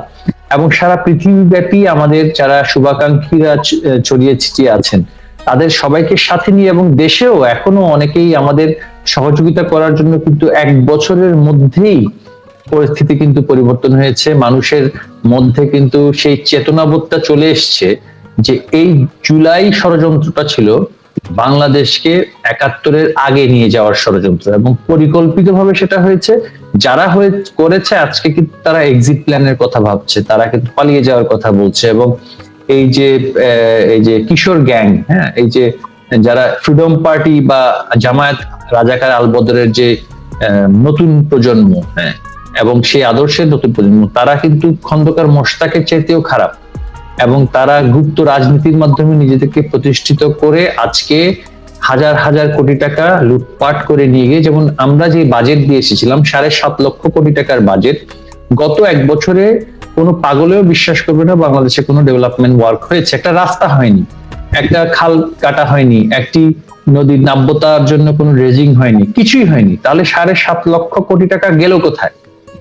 ৭.৫ লক্ষ কোটি টাকার মধ্যে কমপক্ষে ৫ লক্ষ কোটি টাকা থেকে পরিচালনা খরচ, বুঝলাম সেটা সরকার পরিচালনা ব্যয় করেছে, মানে আমলাতন্ত্রের বা সার্বিকভাবে যে বিল পেমেন্ট, সেটার পরিচালনা ব্যয়ের উদ্দেশ্যে হয়েছে। বাকি মানে ২.৫ লক্ষ কোটি টাকা, সেটার একটা অংশ থাকে হচ্ছে নানান ধরনের লোন রিপেমেন্ট, হ্যাঁ, আর প্রায় ১ লক্ষ কোটি টাকায় কিন্তু মানে আমাদের যেটা ধারণা হচ্ছে যে সেটা কিন্তু মানে এরা সরাসরি চুরি করে নিয়ে গিয়েছে। এবং ব্যবসায়ীরা এখন দেখছে যে বাংলাদেশ ব্যাংক এমন সংকোচনমূলক মুদ্রানীতি নিয়েছে যে ব্যাংকরা আর কোনো লেন্ডিং করছে না, কোনো ধরনের লেন্ডিং ব্যাংকগুলো করছে না। ব্যাংকগুলো তারল্য সংকটেও পড়েছে একদিক থেকে, কারণ সেন্ট্রাল ব্যাংক তাদেরকে কোনো ধরনের মনিটারি পলিসি সাপোর্ট দিচ্ছে না। আবার ব্যাংকগুলো বিনিয়োগ করতে ভয় পাচ্ছে, কারণ তারা যেহেতু লিকুইডিটি ক্রাইসিসে আছে, মানুষের মধ্যে একটা শঙ্কা আছে, কেউ ব্যাংকে টাকা রাখতে কিন্তু চিন্তা করছে। হ্যাঁ, রেমিটেন্স প্রবাহটা কিছুটা বেড়েছে। রেমিটেন্স প্রবাহটা বেড়েছিল কারণ তারাই কিন্তু আগে থেকে একটা প্রচারণা চালাচ্ছিল যে দেশে রেমিটেন্স পাঠালে মানুষ টাকা পাবে না হাতে। এই প্রচারণা চালিয়ে আমাদের বিশাল প্রবাসী জনশক্তি যারা আছেন, আমাদের মানে রেমিটেন্স ফাইটার ভাইরা যারা, বোনেরা যারা আছেন, তাদেরকে কিন্তু বিচলিত করে, শঙ্কিত করে সেটা কিন্তু বন্ধ করে দিয়েছিল। সেটা এখন কিছুটা চলছে, কোনো ধরনের আমদানি হচ্ছে না, একটা বিতিকিচ্ছিরি অবস্থা অর্থনৈতিক ভাবে। এর মধ্যে ইউনূস এখন তার নিজের যা যা প্রয়োজন সেগুলো সবকিছু গুছিয়ে ফেলেছে। ইউনূসের প্রায় 1,000 কোটি টাকার ঊর্ধ্বে ট্যাক্স সে মওকুফ করিয়ে নিয়েছে, সে লাইসেন্স নিয়েছে, সে যা যা পাচ্ছে সবকিছু নিয়ে নিয়েছে। এখন একদিকে সরকার হচ্ছে ফাইন্যান্সিয়াল ক্রাইসিসের কথা সে বলল, হ্যাঁ, আর বিদেশে অর্থ পাচার, আমাদের সময় নাকি অর্থ পাচার হয়েছে সেগুলো বললো। অর্থ বাংলাদেশ থেকে আমাদের সময় নয়, অর্থ সবসময় পাচার হয়ে আসছে, আবার বিনিয়োগও হয়েছে। এটা মানে মুক্ত বাজার অর্থনীতির সময়, এবং এখানে আসলে রেস্ট্রিকটিভ আপনার ফরেন এক্সচেঞ্জ রুলস দিয়ে কিন্তু আপনি একেবারেই মানে ক্যাপিটাল আউটফ্লো কিন্তু বন্ধ করে রাখতে পারবেন না। সুতরাং বিনিয়োগের সেই পরিবেশ নিশ্চিত করে আবারও ফেরত যাওয়া অর্থ যাতে দেশে বিনিয়োগ হিসেবে আসে, সেই চেষ্টায় কিন্তু সরকারগুলো, আমাদের সরকার বিশেষ করে 15 বছর করেছে বলেই বিদেশে যারা পুঁজি নিয়ে চলে গেছে তারাই আবার কিন্তু দেশে আবার নিয়ে আসতো, আবার পুঁজি বিনিয়োগ করতো না। আমরা নানান ধরনের ইনসেন্টিভ তাদেরকে দিতাম। ইকোনমি কিন্তু একটা বেশ ভালো ম্যানেজমেন্টের মধ্যে দিয়ে কিন্তু পরিচালিত হচ্ছিল। কিছু কিছু মানে শর্টকামিংস ছিল না তা না, কিন্তু এখন এই যে একটা ব্যাপক অর্থনৈতিক মানে কোল্যাপস, এই কোল্যাপসের তো সরাসরি শিকার তো হচ্ছে অর্থনীতি, আবার আমাদের যারা কর্মীরা তারা মানে ডিরেক্টলি মানে ভিক্টিমাইজড। হ্যাঁ, ঘরে যেতে পারছে না, দোকানে বসতে পারছে না, অফিসে যেতে পারছে না, কারখানায় যেতে পারছে না, মানে দুর্ভিক্ষপূর্ণ অবস্থা বাংলাদেশে চলে এসেছে। এবং কখনোই আপনি দেখবেন না যে এর আগে অন্তর্বর্তীকালীন ইন্টারিম গভর্নমেন্ট এসেছিল, 2 বছরের জন্য ছিল, তারা কিন্তু 2 বছর পরে গিয়ে কিন্তু তাদের জনপ্রিয়তা অজনপ্রিয়তা নিয়ে আলোচনা এসেছিল। এরা কিন্তু এখন দেখবেন যে আমাদের সমাজে যারা প্রগতিশীল চিন্তা চেতনা করেন বা সংস্কৃতি মনা ব্যক্তি, প্রত্যেকটা স্টার, প্রত্যেকটা আপনার যারা মানে সেলিব্রিটি বলি বা ইন্টারনেটে যাদেরকে আমরা পরিচিত সামাজিক যোগাযোগ, সবাই কোনো ধরনের মানে ইনসাইটমেন্ট ছাড়া, কোনো ধরনের অনুরোধ ছাড়া, হ্যাঁ, বঙ্গবন্ধুর প্রতি যেভাবে তাদের আবেগ, তাদের ভালোবাসা, তাদের মানে কথাগুলো যেভাবে প্রকাশ করেছেন, এরা গত 15ই আগস্টের পর থেকে এদের কারো মাথায় এখন আর সেই চিন্তা নেই যে কিভাবে তারা থাকবে, নির্বাচন কিভাবে করবে, এখন শুধু পলায়ন করার চিন্তা। এবং এদের সময় কিন্তু শেষ হয়ে এসছে। ইনশাআল্লাহ আমরা বিশ্বাস করি এই যে উগ্র ধর্মীয় গোষ্ঠীগুলোকে সাথে নিয়ে তারা যেই বাংলাদেশ করার পরিকল্পনা নিয়েছিল, হ্যাঁ, এই যে হিজবুত তাহরীর মনোভাবাপন্ন এই যে উগ্র ছেলের কিছু, এবং তারা নারীদেরকে পিছিয়ে দেওয়া থেকে শুরু করে সংখ্যালঘু সম্প্রদায়কে বাংলাদেশ ছাড়া বিতাড়িত করার যে চিন্তা, সেটা থেকে শুরু করে হেন কোনো অপকর্ম নেই তাদের মাথায় ছিল না। এগুলো কিন্তু সব আজকে ব্যর্থতা না, শুধুমাত্র তাসের ঘরের মতো ভেঙে পড়ছে, তাসের ঘরের মতো ভেঙে পড়ছে। সুতরাং আমরা আশাবাদী আমাদের প্রত্যেক নেতাকর্মী যেমনি করে পুনর্বাসিত হবেন। আমরা আসলে কি চাই? আমরা তো সরকারে আবার আমাকে দৌড় দিয়ে বসে যেতে হবে, ক্ষমতার ভাগ নিতে হবে, সেটা তো আমরা চাচ্ছি না। আমরা চাচ্ছি স্বাভাবিক রাজনীতির অধিকার। আমরা চাচ্ছি আমাদের বিরুদ্ধে যে হাজার হাজার লক্ষ লক্ষ মামলাগুলো হচ্ছে সেগুলো স্থগিত করা হবে, যথাযথ তদন্ত করা হবে। তারপরে আমি যদি হত্যা করে থাকি আমার বিরুদ্ধে আপনি অবশ্যই ব্যবস্থা নেবেন। দেশের প্রচলিত আইন কানুন সেটা মানতে হবে। আপনি দেখুন দেশের প্রধান বিচারপতি খায়রুল হক সাহেব, তিনি যদি বলেন যে তিনি রায় জালিয়াতি করার অভিযোগ তারা করছে তার বিরুদ্ধে, কিন্তু 86 বছরের একজন মানুষ মার্ডার করেছে, এটা তো কোনো পাগলেও বিশ্বাস করবে না। তাকে মার্ডার কেসে তাকে হাত মোড়া করে 2 হাতে হাত কড়া পরিয়ে বাংলাদেশের প্রধান বিচারপতিকে কাঠগড়ায় দাঁড়াতে হয়েছে। 80 পর বৃদ্ধ তিনি, প্রবীণ মানুষ, ল কমিশনের চেয়ারম্যান ছিলেন। হ্যাঁ, তো এই ধরনের একটা অবস্থা। আর তার বদলে আজকে আমাদের সিটিং চিফ জাস্টিসকে সরিয়ে সরাসরি একজন চিফ জাস্টিসকে হাইকোর্ট ডিভিশন থেকে নিয়ে আসা হলো। হ্যাঁ, তার ব্যাপারে অভিযোগগুলো আমি এখানে বলতে চাই না, অত্যন্ত মানে সেগুলো যার যার ব্যক্তিগত বিষয়, আমি সেখানে বলছি না। অনেকে বলছেন যে তার যে মানে ব্যক্তিগত জীবন নিয়ে অনেক আলোচনা এসছে, এই ধরনের ব্যক্তিদেরকে কিন্তু এরা সরাসরি ক্ষমতায় বসিয়ে দিল। এখন এই সমস্ত এই অপ্রাতিষ্ঠানিক এবং একেবারে অসাংবিধানিক অবৈধ কার্যকলাপগুলো, এগুলো তো টিকবে না, এগুলো টিকবে না। আমরা শুধু অনুরোধ করব, যেই সেনাবাহিনী বঙ্গবন্ধু কন্যার হাত ধরে সারা বিশ্বব্যাপী তার যে লজিস্টিক ক্যাপাসিটি, তার যে আপনার যে ট্রেনিং ক্যাপাসিটি, তার যে মানে যে ধরনের ক্যাপাসিটি গুলো ডেভেলপ করেছে, সেগুলোকে দিয়ে তারা জাতিসংঘে সার্ভিস দিয়ে তারা কিন্তু যে ধরনের সুনাম অর্জন করেছে, সেই সেনাবাহিনীকে এখন সেই দায়িত্বটা অবশ্যই নিতে হবে যেখানে তারা বাংলাদেশ চায় নাকি পাকিস্তানের করদ রাজ্য হতে চায়, রাষ্ট্র হতে চায়, এবং সারা বিশ্বব্যাপী পাকিস্তানের। সেই ক্ষেত্রে তারা যারা মাঠে আছেন ম্যাজিস্ট্রেসি পাওয়ার নিয়ে, তাদের দায়িত্ব নিতে হবে এই কিশোর গ্যাংকে। তারা এখন দায়িত্ব নিয়ে যদি গ্রেফতার করতে না পারে, গ্রেফতার না করে এই জঙ্গি গোষ্ঠীকে যদি তারা পাকড়াও না করে, এবং আমাদের পুলিশ বাহিনীকে সেই কাজে লাগাতে হবে।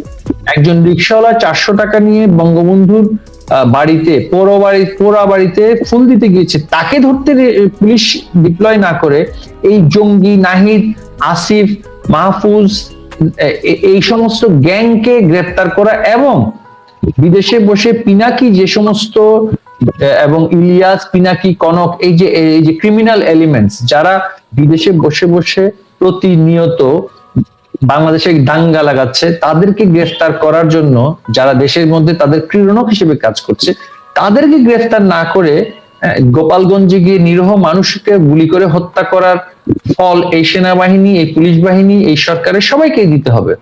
এখন আমরা বলছি, আপনারা আমাদের শৌর্য বীর্যের প্রতীক, আপনাদের প্রতি অনুরোধ থাকবে এই দেশকে সোমালিয়া, আফগানিস্তান, হাইতি বানানোর প্রক্রিয়া থেকে আপনারা সরে আসুন।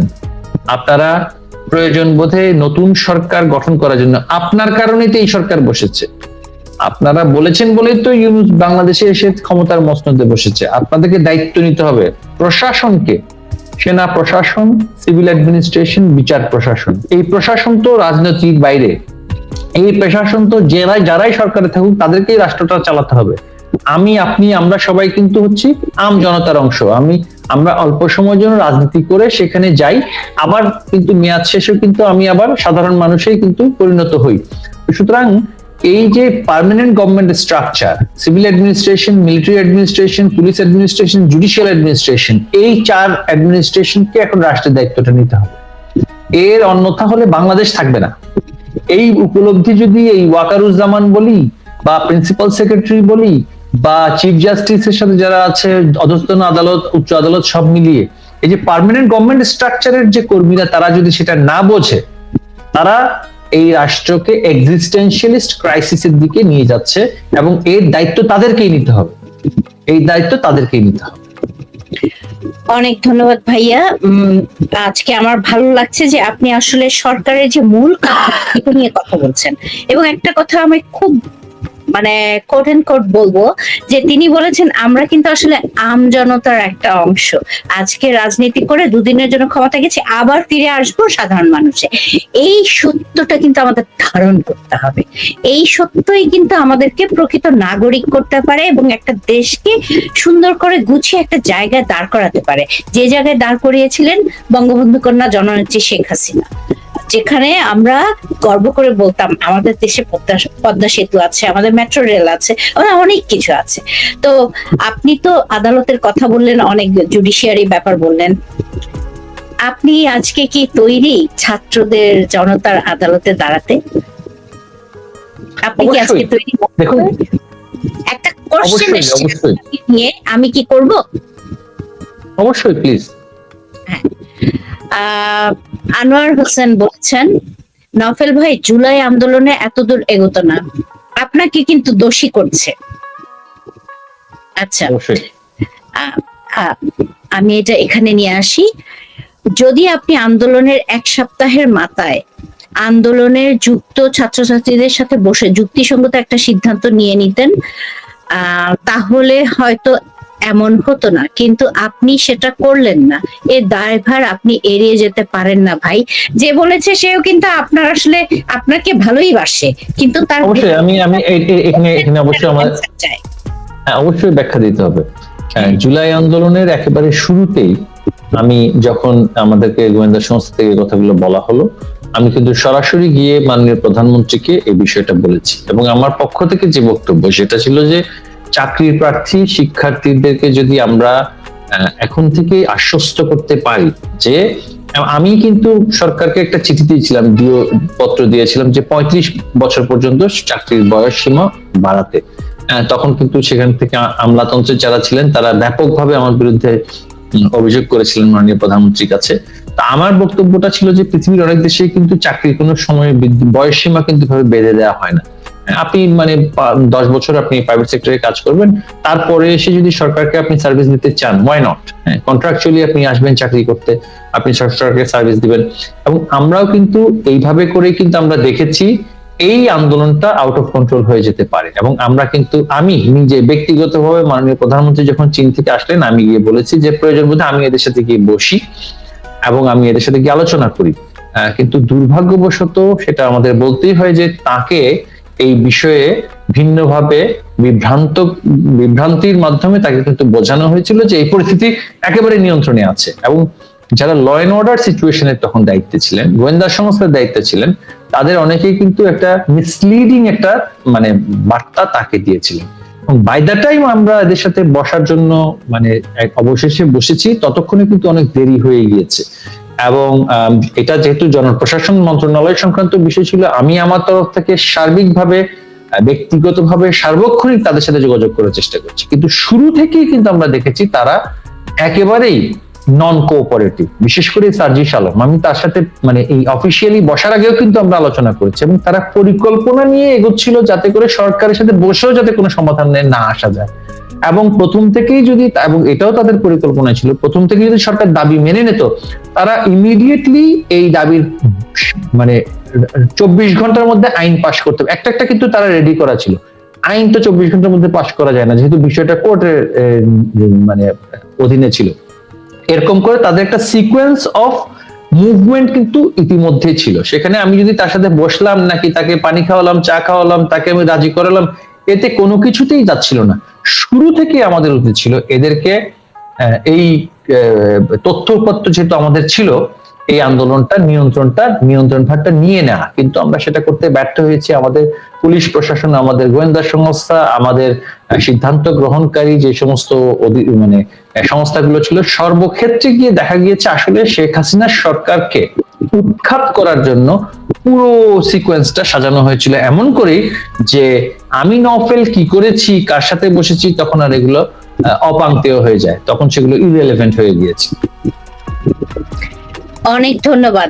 এখানে আমি নফেল ভাইয়ের একটা কথা একদম আপনাদেরকে আবারও পরিষ্কার করে বলতে চাই। দেখেন, নফেল ভাই কেন শেখ হাসিনা গিয়ে বসলেও কোনো লাভ হতো না। আমরা পরবর্তীতে, আমি একজন আমজনতা হিসেবে বলছি, উপস্থাপক হিসেবে কিন্তু আমার অনুষ্ঠানটা আমি কখনোই করি না। আমি সব সময় একটা আলোচনা, একটা মানে বৈঠকখানার মতো, এখানে আমারও অধিকার আছে আমার মতামত প্রকাশ করার। এখানে শেখ হাসিনা গেলেও কোনো লাভ হতো না। কেন?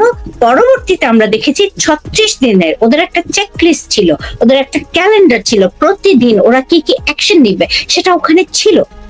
এটা অনেক আগে থেকে ওদের প্ল্যান করা। ওরা এটা শুরু করেছে 2006 সাল থেকে শেখ হাসিনার বিরুদ্ধে আন্দোলনের জন্য, এবং এটা একটা ইন্টারন্যাশনাল ষড়যন্ত্র, এবং ইউনূস সাহেব সেখানে যুক্ত ছিলেন। এবং আমরা কিন্তু সেই কার্ডটা কিন্তু আমাদের কাছে আছে, আমরা এটা দেখেছি। এখন নফেল ভাই, আপনার কাছে আমি ফিরে আসবো। আমরা তো জানি যে ওরা ষড়যন্ত্র করেছে, রাইট? ওদের একটা চেকলিস্ট ছিল, ওদের এই ছিল, ওদের সেই ছিল। বাংলাদেশ আওয়ামী লীগ এত বড় একটা দল, এত প্রাচীন একটা দল, এত ব্রিলিয়ান্ট সব মানুষ এখানে ছিল, বাংলাদেশ আওয়ামী লীগের কেন একটা চেকলিস্ট ছিল না? বাংলাদেশ আওয়ামী লীগের চেকলিস্ট ছিল না এটাও যেমনই বলা যাবে না, চেকলিস্ট ছিল, কিন্তু হয়তোবা নিজস্ব চেকলিস্টে আমরা আটকে গিয়েছিলাম। আমাদের যে স্ট্যান্ডার্ড আপনার process of managing A crisis আমাদের দলের ভেতরে, সেই প্রসেসের মধ্যে আমাদের যেই মানে যেভাবে করে আমাদের যে কোনো ধরনের আন্দোলন সংগ্রামের কাউন্টার ন্যারেটিভ তৈরি করার যে রাজনৈতিক প্রক্রিয়াগুলো, সেই প্রক্রিয়াগুলো আসলে আমরা কোনোটাই ডিপ্লয় করতে পারিনি। যেমনটা আমি যদি বলি যে আমাদের ঢাকা শহরে যে আমাদের নেতাকর্মীরা, তারা সাংগঠনিকভাবে একটা শক্তিশালী অবস্থান নেওয়ার প্রশ্নে আমরা সবসময় একমত থাকি। আগস্ট মাসে আমরা দেখলাম যে গতবার নানানভাবে মাননীয় প্রধানমন্ত্রীকে এই সংস্থাগুলোই কিন্তু এমন ভাবে বোঝালো যে কোনো মিছিল করা যাবে না, কোনো ধরনের সমাবেশ করা যাবে না। যদি 1 তারিখ আওয়ামী লীগ ঢাকা শহরের শোক সমাবেশ, সারা বাংলাদেশের নেতা কর্মীদেরকে বলা হতো যে সবাই 1 তারিখ আওয়ামী লীগের শোক সমাবেশ হবে সোহরাওয়ার্দী উদ্যানে। সেই শোক সমাবেশ থেকে আমরা শোক র্যালি করে মানিক মিয়া এভিনিউতে পুরো আগস্ট মাস সহ যদি অবস্থান নিয়ে থাকতাম, এদের কারো মানে সেটা ইউনুস হোক বা মানে ইউনুসের প্রিন্সিপাল যে বিদেশে বসে আছে যারা, তারা কিছুতেই কোনো কিছু করার সাহস পেত না। আওয়ামী লীগের সেই অংশটা ছিল, সেই সক্ষমতাটা ছিল, কিন্তু সেই ধরনের সাংঘর্ষিক কাজ আওয়ামী লীগ করেনি। সেটার বিভিন্ন প্রেক্ষাপট আছে। কিছুটা আওয়ামী লীগকে অনুরোধ করা হয়েছিল সংস্থাগুলো থেকে রক্তপাত এড়ানোর জন্য না করতে, আবার কিছুটা আওয়ামী লীগেরও মিসক্যালকুলেশন ছিল যে আসলে যে রাষ্ট্রীয় সংস্থাগুলো দায়িত্ব পেয়েছে, সেনাবাহিনী কারফিউ জারি করেছে, তারা তাদের দায়িত্বগুলো যথাযথভাবে পালন করবে, সেই ধরনের একটা বিশ্বাস আওয়ামী লীগের ছিল। আওয়ামী লীগের তো বৈধ অবৈধ মানে এই যে সক্ষমতা, আমি যদি বলি যে মানে আওয়ামী লীগের বৈধ অবৈধ না, যারা এই আন্দোলনে অবৈধ অস্ত্র নিয়ে যারা নেমেছে তাদেরকে জনগণ দিয়ে পাকড়াও করার কাজটা আমাদের পক্ষে করাটা একেবারেই কোনো বিষয় ছিল না। এবং আমরা অতীতেও করেছি, জ্বালা উপরে আন্দোলন যখন করেছে, পাড়া মহল্লায় কমিটি করে যখন আমরা প্রতিহত করেছি, তখন সেগুলো কি বন্ধ হয়ে যায়নি? কিন্তু আমাদের যেটা ক্রাইসিস ম্যানেজমেন্ট প্রসেস, সেই প্রসেসটা অনুযায়ী আমি ব্যক্তিগতভাবে মনে করি আমরা হয়তো বা সেভাবে কাজ করতে পারিনি। আমাদের এর আগে 2013-14 সালে আমাদের যেভাবে করে সারা দেশে এই বিএনপি জামাত চক্র যখন আন্দোলন সংগ্রামগুলো করলো, তখন কিন্তু অত্যন্ত মানে যেই প্রক্রিয়াতে আমরা সেই মানে ম্যানেজমেন্টটা, ক্রাইসিসটা ম্যানেজ করেছি, আমাদের নেতৃবৃন্দ তৎকালীন সময়ে যে ম্যাচিউরিটির মানে পরিচয়টা দিয়েছিলেন, এবং নেতৃবৃন্দ বলতে আমি শুধুমাত্র রাজনৈতিক নেতৃবৃন্দ বলবো না, প্রত্যেকটা সংস্থার প্রধান, আমি ইন্সপেক্টর জেনারেল অফ পুলিশ থেকে বলি, ঢাকা মেট্রোপলিটন পুলিশ কমিশনার বলি, চিটাগং মেট্রোপলিটন পুলিশ কমিশনার বলি, ডিজিএফআই বলি, এনএসআই বলি, এসবি বলি, সেনাবাহিনীর প্রধান বলি, সর্বক্ষেত্রে একটা মানে একটা সিঙ্কিং ছিল। এবং আমাদের তৎকালীন সময়ে আমাদের যে সাধারণ সম্পাদক ছিলেন সৈয়দ আশরাফ, তিনি আজকে আমাদের মধ্যে নেই, তিনি এই সমস্ত ক্রাইসিস গুলো কিন্তু ম্যানেজ করার ক্ষেত্রে আমাদের মাননীয় প্রধানমন্ত্রী বঙ্গবন্ধু কন্যা জননেত্রী শেখ হাসিনাকে তার যে প্রাজ্ঞতা এবং তার যে অভিজ্ঞতা, তার যে দূরদর্শী সম্পন্ন সিদ্ধান্ত গ্রহণের যে প্রক্রিয়াটা, সেটা কিন্তু আমাদের পক্ষে এই যাত্রায় সেই অর্থে আমরা মানে দেখাতে পারিনি। সেইভাবে করে হেফাজতের ইনসিডেন্টটাতে আরো বেশি মানুষ কিন্তু ঢাকা শহরে ছিল, সেটাও তো আমাদের কিন্তু ওভারকাম করতে পেরেছি। হ্যাঁ, সেই হেফাজতে কোমলমতি মাদ্রাসা শিক্ষার্থীদেরকে এনে যে ধ্বংসাত্মক কার্যকলাপ শুরু করা হয়েছিল, সেটা থেকে তো আমরা তৎকালীন সময় আমরা সেটা মানে ম্যানেজ করতে পেরেছি। এইবারের যাত্রায় আমরা মনে করি যে সেখানে আমাদের দুর্বলতাটা অবশ্যই ছিল, সেটা যদি না হতো তাহলে আজকে আমাদের এই অবস্থা হতো। অনেক ধন্যবাদ নফেল ভাই। আমাদের অডিয়েন্স থেকে অনেকে বলছে বীর চট্টলা, অনেকে মানে বীর চট্টলা নিয়ে বলছে। বীর চট্টলা আসলেই বাংলাদেশের মানে মানুষের ভালোবাসার একটা জায়গা, শ্রদ্ধার একটা জায়গা। তো আপনারা যারা বীর চট্টলাকে ভালোবাসা জানাচ্ছেন, সবার কমেন্ট এখানে শো করতে পারছি না, কিন্তু আমি জানিয়ে দিচ্ছি। এখন ভাইয়া, আপনি তো হেফাজতের কথা বললেন, সেই প্রসঙ্গ নিয়ে আমি এখন বলতে চাই, বাংলাদেশের তরুণদের একটা অংশ বিচ্যুত হয়েছে বলে ধারণা করেছে অনেকে। এর একটি মূল কারণ শিক্ষা ব্যবস্থা। আরো স্পষ্ট করে বললে, বিস্তৃত মাদ্রাসা শিক্ষা ব্যবস্থা এই অসঙ্গতি তৈরি করেছে। আপনারা যে কাঙ্ক্ষিত দেশ ও সমাজ গড়তে চান, সেক্ষেত্রে এই সংকট মোকাবেলায় জনগণের সামনে আপনার বক্তব্যটা কি? মানে আপনি এখন বললেন হেফাজতের কথা, তার সাথেই আমার এই প্রশ্নটা আসে। দেখুন, এটা একটা মানে আমরা মোটা দাগে কথা বলার মতো কথা। আমরা মানে কথায় কথায় বলি যে মাদ্রাসার শিক্ষার্থীদের দোষারোপ করার একটা সহজাত প্রবৃত্তি আমাদের মধ্যে আছে, এটা আমি কিছুটা দ্বিমত পোষণ করি। মাদ্রাসা বলতে আমাদের দেশে দুই ধরনের মাদ্রাসা আছে, একটা হচ্ছে আলিয়া মাদ্রাসা, একটা হচ্ছে কওমি মাদ্রাসা। এবং আলিয়া মাদ্রাসা শিক্ষার্থীরা কিন্তু সাধারণ শিক্ষার্থীদের মতোই সাধারণ স্কুল, তারা সেখানে পড়াশোনা করছে, এক্সট্রা তিনটা ধর্মীয় বিষয় তারা সেখানে পড়াশোনা করে। এখানে কিন্তু স্বাভাবিক যে বিদ্যালয়ের পড়াশোনা, সেগুলো কিন্তু হচ্ছে আলিয়া মাদ্রাসা। কওমি মাদ্রাসাগুলোতে আসলে কি পড়াশোনা করানো হয় সেটার হদিস আমরা কেউই রাখিনি। এবং আমি যখন রাখতে গিয়েছি, আমি ব্যাপক প্রতিরোধের মধ্যে পড়েছিলাম, এবং সেটা আমি চেয়েছিলাম যে স্বরাষ্ট্র মন্ত্রণালয়ের মাধ্যমে কওমি মাদ্রাসাগুলোতে আসলে কি পড়ানো হচ্ছে, কি শেখানো হচ্ছে, সেগুলো একটা যাতে করে একটা রেগুলেশনের মধ্যে আমরা আনতে পারি। কিন্তু সেক্ষেত্রে আমি সহযোগিতা পাইনি। শিক্ষা মন্ত্রণালয়ের কোনো সেই মানে অর্গানাইজেশনাল মাসল নেই কওমি মাদ্রাসাগুলোকে মনিটরিং বা রেগুলেট করার জন্য। সেক্ষেত্রে কিন্তু আমরা চেষ্টা করছি, আমি স্বরাষ্ট্রমন্ত্রী বারবার গিয়েছি, সেই সহযোগিতা আমরা পাইনি। সেখানে একটা লিথার্জি কাজ করেছে। তবে মাদ্রাসা শিক্ষার্থীরাই যে এই সরকার পতনের আন্দোলন করেছে, এটা আমি এই ন্যারেটিভটা আমি একেবারে বিশ্বাস করি। এখানে তো এতগুলো প্রাইভেট বিশ্ববিদ্যালয় আছে, ঢাকা শহরে 3.5 লক্ষ স্টুডেন্ট সেখানে আছে। এই 3.5 লক্ষ স্টুডেন্টের মধ্যে তো আমি বলবো যে 2 লক্ষ স্টুডেন্টকে ভুল বুঝিয়ে মাঠে নামানো হয়েছিল। তারা তো মাদ্রাসার স্টুডেন্ট না, তারা তো মাদ্রাসার স্টুডেন্ট না। আমাদের যে 7টা কলেজ আছে ঢাকা শহরের, 7 কলেজের শিক্ষার্থীরা তারা কি মাঠে নামেনি?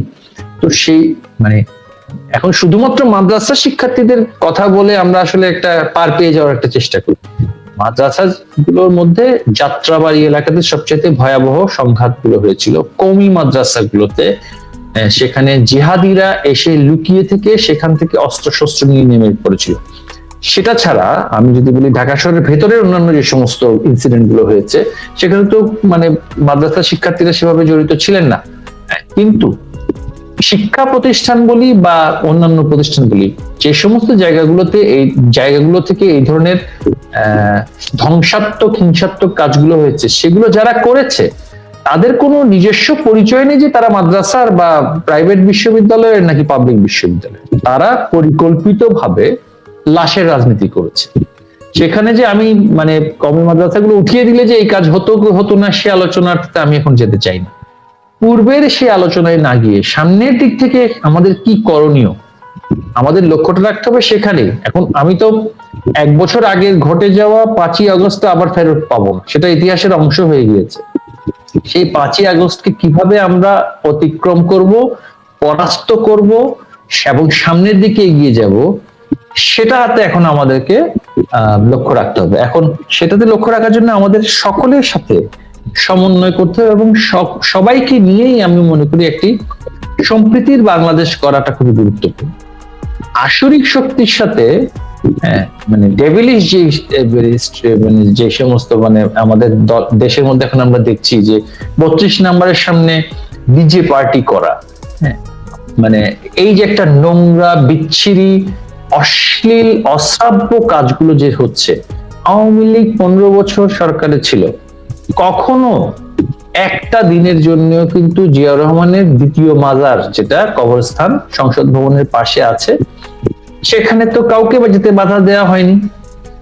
এবং জিয়াউর রহমানের সাহেবের কিন্তু দুটো কিন্তু কবরস্থান আছে, একটা চট্টগ্রামের রাঙ্গুনিয়াতে, এবং জিয়াউর রহমানের কিন্তু 3টে স্মৃতিস্তম্ভ আছে। একটা Chittagong circuit house, old circuit house, সেটা কিন্তু জিয়া মিউজিয়াম হিসেবে রাখা হয়েছিল। তারপরে রাঙ্গুনিয়াতে জিয়া কমপ্লেক্স আছে, সেখানে তার প্রথম কবর, এবং ঢাকাতে সংসদ ভবনের পাশে তার দ্বিতীয় কবর। এই 3টা স্মৃতিস্তম্ভের কোথাও আওয়ামী লীগের নেতাকর্মীরা একটা ঢিল মেরেছে এরকম কোনো প্রমাণ পাওয়া যাবে না। চট্টগ্রাম সার্কিট হাউসে বিএনপি নেতাকর্মীরাই যেত না।